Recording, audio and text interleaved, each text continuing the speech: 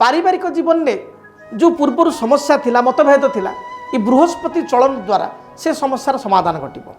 पितांकर किसी health related issue थिले बापांकर से समस्यार समाधान घटिब। बापांकर बा मांकर स्वास्थ्य भल रहिब। बड़ भाईंकर हेल्थ इश्यू थिले ता मध्य दूरीभूत हेब। पितांक ठारू साहाय्य समर्थन लाभ करिवे।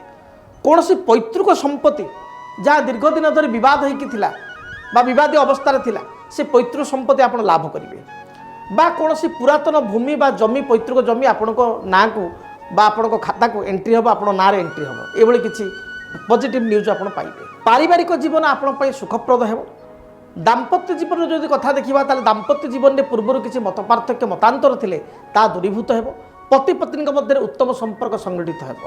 जो माने परस्पर को दीर्घ दिन धरी भल पाउछन्ति प्रेमिक प्रेमिका से स्थिति मध्य भल रही। घरे आलोचना करी बापा माँ को निजर भल पाइबा संपर्क में जनाई आपण विवाह करिवार जोग मध्य ए वर्ष रही बा जून ठारू आसंता डिसेम्बर मध्य एभली किसी घटना घटवार जोग बा संजोग रही। तेबे जानवाहन क्षेत्र में टिके आपको केयरफुल रहा पड़ो जगी रखी चलिए। कारण शनि जदि आपण पॉजिटिव तथापि शनि तृतीय दृष्टि आपण राशि उपर रोचे। बृहस्पति राशि तृतीय रही। तेणु गाड़ी मोटर रे जानवाहन गति समय सावधानता अवलंबन करूँ। पाख पड़ोशी सहित किसी कल हो पाए एपाई सावधानता अवलंबन करूँ।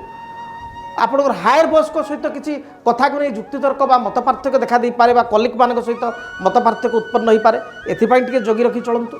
ये सब दिग को आप जगी रखी चलिले जहाँ भी समस्या रही दूरीभूत है।